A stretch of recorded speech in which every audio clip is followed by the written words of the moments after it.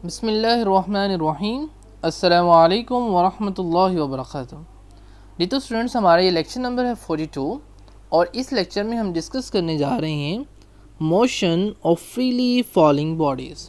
तो चलिए देखते हैं किस तरह से फ्रीली फॉलिंग बॉडीज़ होती है और उसके मोशन को डिस्कस करते हैं। देखिए नहीं, ये पिक्चर है एक आपके पास एनिमेशन। इसके अंदर आपको नज़र आ रहा है कि आपके पास लीनिंग टावर ऑफ पिसा है और यहाँ पे जो आपको नज़र आ रहा है आदमी, ये जो है ये मे बी गैलीलियो है। ठीक है, तो एक साइंटिस्ट है। ये क्या कर रहा है, इससे जो है वो कुछ क्वेश्चंस के आंसर्स फाइंड आउट करने हैं कि भाई अगर हम चीज़ों को नीचे फेंकें मुख्तलिफ मैसेज की हों तो क्या वो ज़्यादा मैस वाली नीचे आती है पहले या कम मैस वाली। तो लेकिन जब इसने फेंका दोनों चीज़ों को इकट्ठे तो इसने देखा कि भी दोनों जो है वो एट अ सेम टाइम जो है वो नीचे गिरी हैं। देख रहे हैं आप भी, तो एट अ सेम टाइम फेंकी और एट अ सेम टाइम ही वो नीचे आके जो है वो गिर गई। तो इसने कहा भाई कि भी हम जो भी चीज़ फेंकें वो उस मैथ पे डिपेंड नहीं करती और वो जो है वो एट अ सेम टाइम ही दोनों नीचे गिरेंगी अगर दोनों को सेम टाइम पे फेंकेंगे तो ये साइंटिस्ट जो है वो गैलीलियो था और उसने ये जो है वो थ्योरी पेश की और उसने कहा कि ज़मीन इनको अपनी तरफ खींच दी है और जो एक्सेलरेशन है वो उसे नाम दिया ग्रेविटेशनल एक्सेलरेशन का। तो चलिए बुक पे चलते हैं और थ्योरी को पढ़ते हैं कि किस तरह से इसके बारे में हम डिस्कस कर रहे हैं। तो जी, motion of freely falling bodies कह रहे कि drop an object from some height and observe its motion. कहते हैं कि आप क्या करें, किसी हाइट से किसी ऑब्जेक्ट को चीज़ को फेंक के देखें और इसकी मोशन को ज़रा ऑब्जर्व करें, मुशाहिदा करें उसका। डज़ इट्स वेलोसिटी इंक्रीज़, क्या उसकी वेलोसिटी बढ़ रही है, डिक्रीज़ हो रही है, कम हो रही है, या फिर रिमेन्स कांस्टेंट उतनी की उतनी है। As it approaches to the ground, जैसे जैसे वो ग्राउंड की तरफ आ रहा है उसकी वेलोसिटी के अंदर आपको चेंजिंग नज़र आ रही है कि नहीं आ रही। Galileo was the first scientist to notice that all the freely falling objects have the same acceleration। उसने कहा कि भाई जो हमारे पास फ्रीली फॉलिंग बॉडीज़ होती हैं उनका सेम एक्सेलरेशन होता है, एक जैसा ही एक्सेलरेशन होता है। मींस उनकी जो है वेलोसिटी के अंदर जो इंक्रीज़ आता है टाइम के लिहाज से वो क्या होता है, सेम। तो आपको पता है कि भी एक्सेलरेशन होता ही तब है जब उसकी वेलोसिटी के अंदर क्या आता है, चेंज आता है। तो भाई उसने कहा कि सेम एक्सेलरेशन होता है इंडिपेंडेंट ऑफ देयर मैसेज, उनके मैस के ऊपर इन्हिसार नहीं करता, डिपेंड नहीं करता। मैस चाहे जो भी हो, एक्सेलरेशन ने सेम ही रहना है, यानी उसकी वेलोसिटी के अंदर जो इंक्रीज़ आएगा वो एक ख़ास निस्बत से जो आएगा तो वो सेम रहेगा। ही ड्रॉप्ड वेरियस ऑब्जेक्ट, उसने मुख्तलिफ ऑब्जेक्ट गिराए ऑफ डिफरेंट मैसेज, मुख्तलिफ मैसेज से उनके, ठीक है, from the leaning tower of पिसा, तो पिसा का जो झुका हुआ टावर था उससे गिराए, ठीक है। He found that all of them reached the ground at the same time। तो उसने क्या किया, इस जगह पे खड़ा हुआ, ठीक है, वो चूँकि इस जगह पे तो खड़ा होता तो यहाँ पे गिरने थे, तो उसने क्या किया, इस जगह पे खड़ा हुआ और यहाँ से जो है वो नीचे की तरफ फेंके और जब नीचे की तरफ आए सीधे सीधे तो नीचे आके ज़मीन पे गिर गए, जैसा कि आपको एनिमेशन के अंदर दिखाया जा चुका है, ठीक है। तो ये है जी पिसा का लीनिंग टावर, एक तरफ को झुका हुआ है इसलिए इसे बोलते हैं लीनिंग टावर ऑफ पिसा। तो भाई क्या हुआ, he found that all of them reach the ground at the same time, और उसने देखा कि भी तमाम के तमाम जो थे वो एट द सेम टाइम जब छोड़े गए तो वो आके भी सेम टाइम के ऊपर ही ग्राउंड से टच हुए। ये नहीं कि जो वजनी है या जिसका मैच ज़्यादा है तो वो आके पहले और बाद हल्का बाद में, ऐसे नहीं हुआ। The acceleration of freely falling bodies is called gravitational acceleration. तो ये फिर क्या कहलाता है हमारे पास जी, ग्रेविटेशनल एक्सेलरेशन कहलाता है।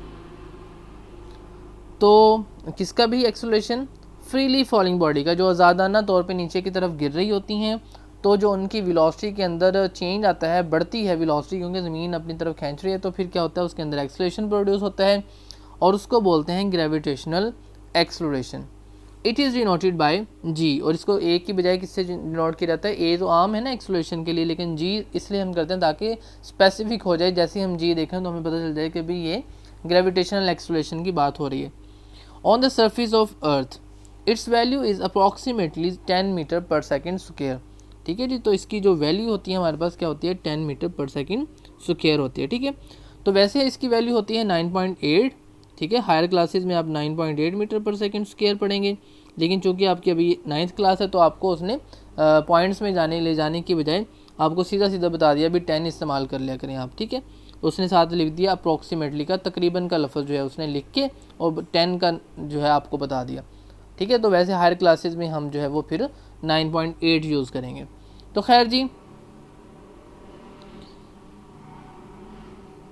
For bodies falling down freely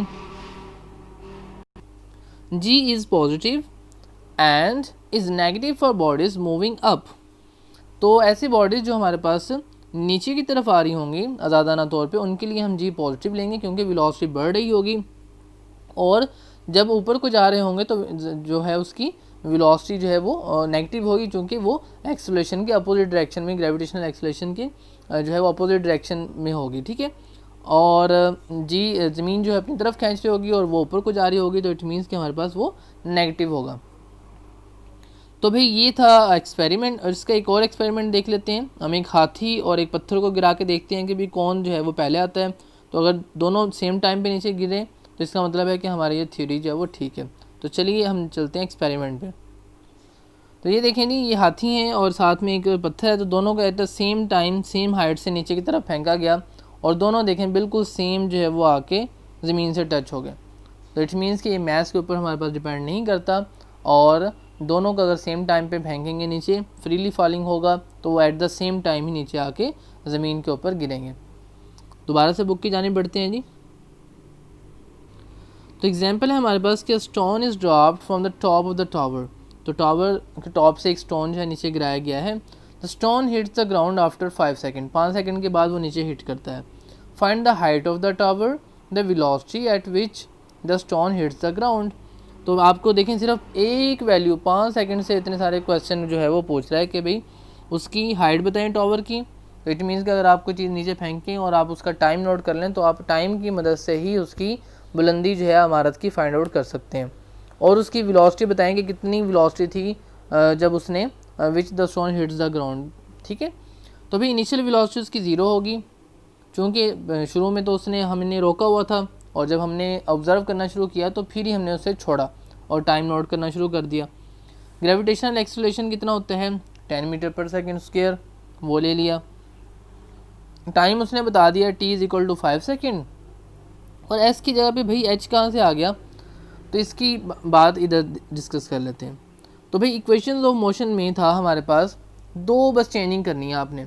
क्या क्या भाई, एक तो a की जगह पे g पुट कर देना है, क्योंकि a से मुराद है कि एक्सेलरेशन, और g से मुराद भी एक्सेलरेशन है लेकिन ग्रेविटेशनल एक्सेलरेशन। तो जब भी हम फ्रीली फॉलिंग बॉडीज़ के हिसाब से बात करेंगे तो फिर हमारा एक्सेलरेशन जो होगा वो g हम कंसीडर करेंगे, क्योंकि आज़ादाना तौर पे नीचे गिर रही हैं और ज़मीन की वजह से जो एक्सेलरेशन पैदा कर रहा है उसके अंदर, तो उसे किससे डिनोट किया था हमने, g से, ताकि हमें स्पेसिफिक हो जाए और हमें ईजिली g को देख के समझ आ जाए कि भाई यहाँ पे वैल्यू जो है हमने 10 metre per second square put करनी है। एक तो ये बात होगी, और दूसरी बात ये है कि भाई जो हाइट है, अब जो फासला s से मुराद होता था फासला कितना तय किया, तो अब जो फासला तय करेंगे वो कितना होगा, जितनी उस इमारत की बुलंदी होगी। देखें ना, जितना ऊंचा टावर होगा उससे ऊपर चढ़ के ही तो आपने नीचे फेंका है, तो बेसिकली उससे क्या मिलेगा आपको, हाइट मिलेगी, बुलंदी मिलेगी भी, कितनी बुलंदी से नीचे फेंकी गई है चीज़ को फ्री। तो वो उसकी जगह पे, s की जगह पे अब आप क्या यूज़ करेंगे भाई, h यूज़ करेंगे। इट मीन्स हाइट, और हाइट क्या होती है, फासला होता है लेकिन ऊपर को, ठीक है जी। तो इससे यहाँ पे क्या आ गया, s = h, यानी कि हाइट ले ली, और वो हमने फाइंड आउट करनी है। उसके बाद है जी vf भी हमने फाइंड आउट करना है कि फाइनल वेलोसिटी क्या थी जब उसने ज़मीन को टच किया। तो भाई अप्लाइंग द इक्वेशन, तो हमने जो है वो second equation of motion use कर रहे हैं, क्योंकि हमने vf फाइंड करना है और s जो है हमारे पास मौजूद नहीं है, ठीक है। अपना s जो है वो फाइंड आउट करना है, सॉरी। तो कैसे करेंगे जी, vi हमारे पास 0 है, वो पुट किया, तो t के साथ मल्टीप्लाई होके क्या हो गया 0। उसके बाद है जी हाफ g², तो हाफ का हाफ आ गया, g की value 10 metre per second square put कर दी, और t का स्क्वायर तो 5 सेकेंड का क्या ले लिया, स्क्वायर। तो 5 का स्क्वायर 25 और 2 5 द 10, तो 25 द 125 मीटर आपका आंसर आ चुका है।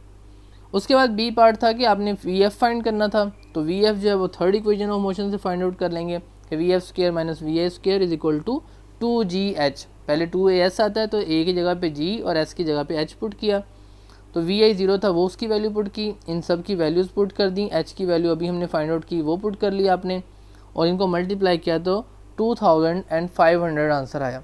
हमें तो सिर्फ वी एफ चाहिए, वी एफ का स्क्वायर तो नहीं चाहिए। दोनों तरफ स्क्वायर रूट जब हमने लिया तो हमारा आंसर आ गया जी 50 मीटर पर सेकेंड। तो इसके साथ यूनिट भी लाजमी लिखा करेंगे आप। Thus the height of the tower is 125 metre and it will hit the ground with the velocity of 50 metre per second. तो ये हमारा क्वेश्चन सॉल्व हो गया जी। उसके बाद है जी example number 2.15 a ball throws vertically up. तो क्या किया अभी एक जो था बच्चा उसने एक गेंद के साथ खेल रहा था, उसने कहा चलो मैं कैच ज़रा सीखता हूँ, और उसने बाल को ऊपर को फेंका। It return to the ground, और उसे कैच नहीं हुआ और नीचे आके गिर गई। आफ्टर 5 सेकेंड, 5 सेकेंड लगे इस सारे अमल को, यानी उसने फेंकी, उस टाइम नोट कर लिया उसके जो है वो भाई ने, और जब आगे नहीं हुई उससे कैच और ज़मीन पे आ गई तो वो वीडियो बना रहा था, तो वीडियो के अंदर ही सारा रिकॉर्ड हो गया, अभी 5 सेकेंड के अंदर सारा नीचे गिर गए। अब कहते हैं जी find the maximum height reached by the ball, ज़्यादा से ज़्यादा हाइट कितना ऊंचा गया वो फाइंड करना है। The velocity with which the ball is thrown up, तो वेलोसिटी फाइंड करनी है जितनी से वो अप गई। भाई अप गई है अब, तो अप जाने के लिए कितना देखें टोटल टाइम लगा है 5 सेकेंड। 5 सेकेंड में बाल ऊपर भी गई है और वापस बाल नीचे भी आई है। तो अब आप मुझे ये बताएं कि 5 सेकेंड लगे हैं टोटल ऊपर जाने में और नीचे आने में। तो भाई सिर्फ ऊपर जाने का अगर हम टाइम देखें तो वो कितना होगा, तो वो आधा होगा, आधा टाइम जाने को लगा और आधा टाइम वापस आने को लगा। तो लिहाजा जब हम ऊपर की बात करेंगे, इसके ऊपर जाने को कितना लगा, तो उसमें जो हम टाइम यूज़ करेंगे वो इसका आधा यूज़ करेंगे। और एक और बात डिस्कस कर लेते हैं जो इसमें यूज़ होने वाली है, कि जब भी आप किसी चीज़ को ऊपर फेंकते हैं, ठीक है, फ़र्ज़ किया ये है, अब आपने इसको ज़्यादा ज़ोर से फेंका और ज़मीन भी इसको अपनी तरफ खींच रही थी, ठीक हो गया, तो क्या होगा, जितनी अगर आपका ज़ोर ज़्यादा होगा तो ऊपर को जाएगी, और जब आपका जो आपने ज़ोर लगाया होगा बाल पे वो कम होता होता एनर्जी कम होती बिल्कुल इक्वल हो जाएगी उसके जितनी एनर्जी से ज़मीन उसको अपनी तरफ खींच रही है।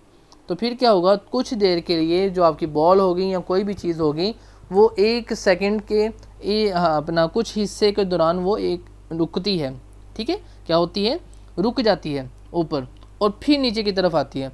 अब भाई रुक कैसे जाती है, इसका कैसे हमें समझ आ सकती है, कभी देखें अगर एक टेबल हो उसको उतनी ही फोर्स से आप मेरी तरफ ज़ोर लगाएं और मैं जो है उल्टी साइड पे दूसरी तरफ खड़ा होके उतनी ही फोर्स से ज़ोर जो है वो टेबल का आपकी तरफ लगाऊं, तो आप मेरी तरफ धकेल रहे हैं, मैं आपकी तरफ धकेल रहा हूँ, फोर्सेस हम बराबर लगा रहे हैं, तो क्या वो टेबल मूव करेगा, नहीं करेगा।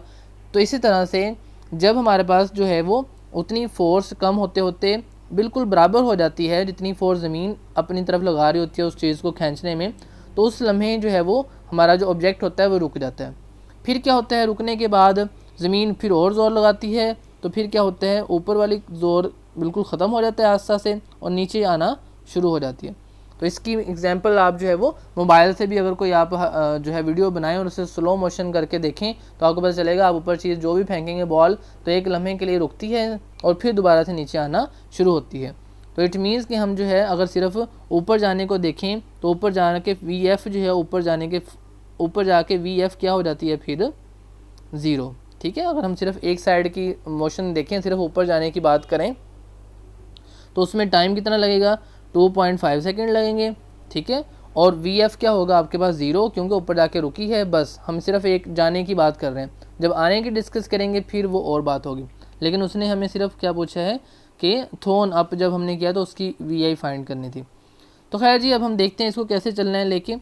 इनिशियल वेलोसिटी है वी आई आपके पास फाइंड आउट करनी है। ग्रेविटेशनल एक्सेलरेशन अब जी -10 हुआ, माइनस कहाँ से आ गया भाई, आपको पता है कि बॉल को जब ऊपर को फेंकेंगे तो आपने पढ़ा अभी हमने कि फिर जो है इसका साइन क्या लेंगे, नेगेटिव लेंगे, क्योंकि ज़मीन की तरफ नहीं आ रहा बल्कि ज़मीन से परे बॉल जा रही है दूर। तो उसके बाद है जी बेसिकली आपको पता है कि नेगेटिव साइन डायरेक्शन को बताता है, तो डायरेक्शन चूँकि अब हमारी उलट हो चुकी है, ज़मीन की तरफ की बजाय ज़मीन से परली तरफ है, दूसरी तरफ जा रही है बॉल आसमान की तरफ, तो लिहाजा नेगेटिव साइन आएगा। Time for up and down motion, तो टाइम जो टोटल लगा है ऊपर जाने में और नीचे आने में वो 5 सेकेंड है, और वी एफ आपके पास 0 है।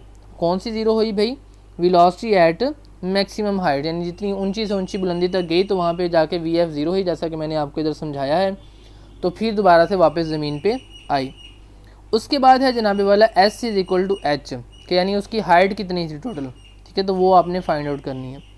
तो भी अब यहाँ पे क्या कर रहे हैं, कह रहा है कि as the acceleration due to gravity is uniform, तो एक्सेलरेशन हमारे पास यूनिफॉर्म होता है, लिहाजा time taken by the ball to go up will be equal to the time taken to come down which is equal to 1/2 of T naught, ठीक है। तो ये लाइन जो मैंने लगाई है इसका मतलब ये नहीं है कि मिटाना है आपने, ये देखें मैं सेट कर देता हूँ, ठीक है। तो ये देखें हाफ ऑफ टी नॉट, यानी उसका आधा टाइम लेंगे। क्यों भाई, क्योंकि एक्सेलरेशन यूनिफॉर्म है, जितना टाइम जाने में लगा उतना ही आने में, तो लिहाजा कितना हो गया 2.5 सेकेंड। अब भाई हम बी पहले कर रहे हैं, ए बाद में कर रहे हैं। ये क्यों कर रहे हैं, ताकि हमें बी से जो वैल्यू मिलेगी वो ए के अंदर यूज़ करते हुए हम ए का वैल्यू निकालने के काबिल हो जाएंगे, ठीक है। तो भाई by applying the equation V F is equal to V I plus A T, first equation of motion है, तो ए टी की जगह अब क्या आ जाएगा जी टी, ठीक है। ए की जगह पे हमने जी पुट करना है, ग्रेविटेशनल एक्सेलरेशन। तो वी एफ हमारे पास ज़ीरो हुआ, कैसे भाई, ऊपर जाके थोड़ी देर के लिए जो रुकी जो थी तो रुकी जाए तो ज़ीरो हो जाती है वेलोसिटी। वी आई आपने जो है वो फाइंड करनी है, और जी की वैल्यू 10 पुट की, -10, ठीक है, क्योंकि ऊपर को जो बॉल जा रही है, और टाइम 2.5 सेकेंड।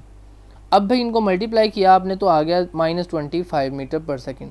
अब ये -25 मीटर पर सेकेंड इधर ज़ीरो था तो इधर आके प्लस के हो गए, तो आपका आंसर आ गया +25 मीटर पर सेकेंड वेलोसिटी इसकी इनिशियल थी, जिससे वेलोसिटी से इसको ऊपर की तरफ फेंका गया था। तो अब हमने फाइंड करना है कि कितनी ऊंची कितनी गई थी भाई, तो उसके लिए हमने जो इक्वेशन यूज़ करनी है वो है सेकेंड इक्वेशन ऑफ मोशन। वो होती है हमारे पास S I is equal to V I T plus half A T square, तो एस की जगह पे एच आ गया और ए की जगह पे जी पुट कर दिया।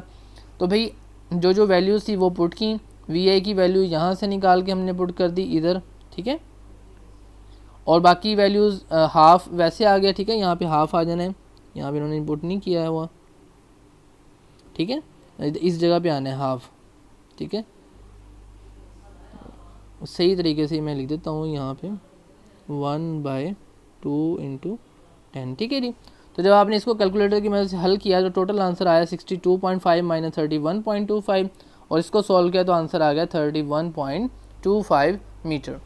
Thus the ball was thrown up with a speed of 25 metre per second and the maximum height to which the ball raises is 31.25 metre. तो इस तरह से ये जी हमारा आज का लेक्चर कंप्लीट हुआ। या आपने ये जो है वो डेफिनेशन भी याद करनी है ग्रेविटेशनल एक्सेलरेशन की, इसकी वैल्यू भी याद हो, और एग्जांपल्स की प्रैक्टिस भी कीजिएगा। तो मिलते हैं जी नेक्स्ट लेक्चर में, और इसके साथ ही आपका ये चैप्टर जो है एंड हो चुका है। अब इसकी एक्सरसाइज पे चलेंगे इंशाल्लाह नेक्स्ट लेक्चर से। दुआ में याद रखिएगा, तब तक के लिए अल्लाह हाफिज़, अस्सलाम वालेकुम व रहमतुल्लाहि व बरकातुहू।